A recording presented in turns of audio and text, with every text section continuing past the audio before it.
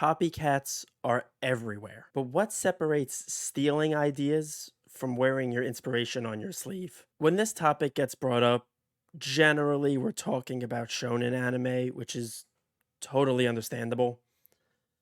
Black Clover very clearly draws from Naruto, and Jujutsu Kaisen looks more like Bleach than Burn the Witch did. I don't know if it's an unpopular opinion or if I would get some strange looks to tell you that Clanad, Monogatari, and Bunny Girl Senpai are all the exact same show, but it is certainly not just shonen that is stuck copying itself over and over again. Fire Force and Promare were compared to each other pretty heavily. They came out around the same time and both were kind of the exact same idea. And I'm sure it's not the first time we've seen that idea either. Things like Blue Exorcist kind of work along a similar vein. In 1998, we had three different series, all revolving around bounty hunters in space. And if I told you that both Trigun and Outlaw Stars mangas came out years before Cowboy Bebop started, would you believe me?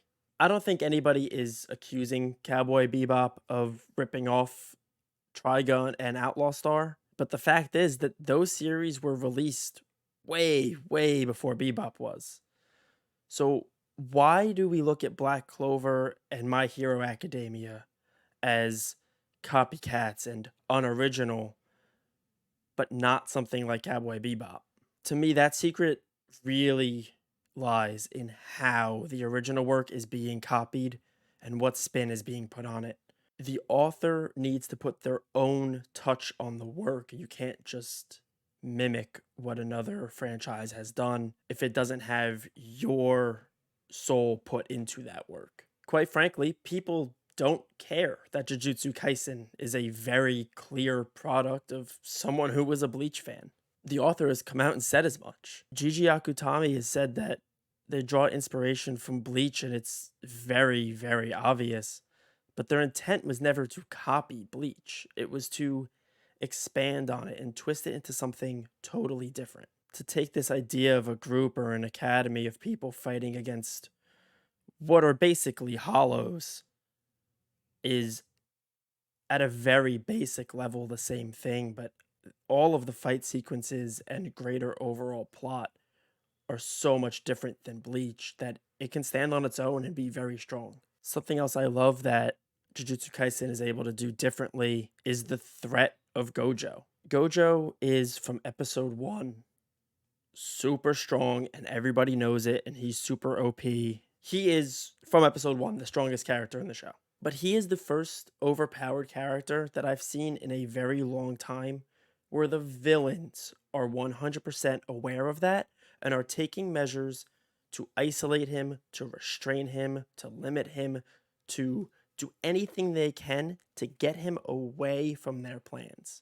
They know they can't defeat him, so they take measures to reduce his impact. And to me, that was just a really fresh take on how to handle an overpowered main character. If the intent was purely to copy the show, it's not going to be a good show, I can promise you.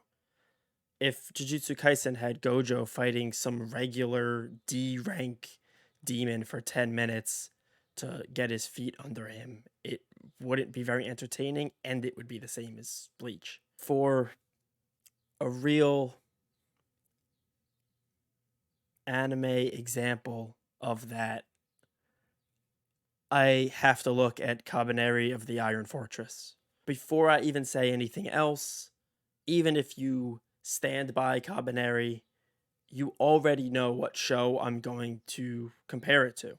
That alone is a bit of a problem. To me, Cabaneri was an alright show that just didn't do nearly enough to separate itself from Attack on Titan.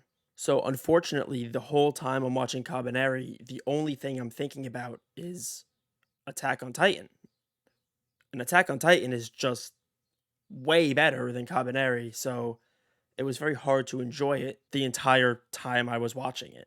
Being compared to a show like that for your entire runtime is just not a recipe for success. If you don't subvert the tropes and change some of the things that happened from the original to put a new twist on your show and explain why your series is different, you're just going to become a watered down, less impressive version of what you were inspired by. There are so many anime out there that have what I like to call a Naruto and a Sasuke. I'm sure you've all seen a shonen where the main character is a short idiot with no idea what he's doing, but this incredible innate talent or something hidden inside him that's slowly coming out more and that he's slowly honing and he's slowly starting to figure it out, while his disgruntled edgelord of a childhood prodigy friend gets more and more pissed off because even though he's smarter and he's better in every way, deep down he knows that they're really, really great rivals and even better friends. Despite that super cookie cutter intro to any shonen series, many of these are able to stand on their own due to having some kind of unique twist. You can start with that same basic premise and change the power system, change the setting and the world and where we are. Sometimes the hero is born with this power inside them, sometimes they acquire it a little bit down the road. Sometimes the same story can be told through sports or through horror, or sometimes it's in space.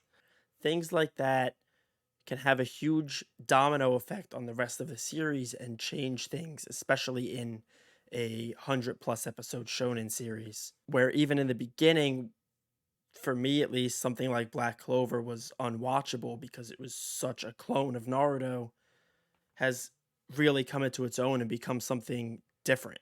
The reason I struggled to pick up Black Clover when it came out is because it didn't have its own identity at the time.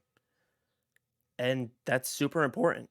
You can draw inspiration from previous works and you can copy whatever you want, but if you can't give your work its own identity, it's going to be compared to and tied to the original forever. And if it's something that's tied to the original that heavily, it will never live up to what you were inspired by.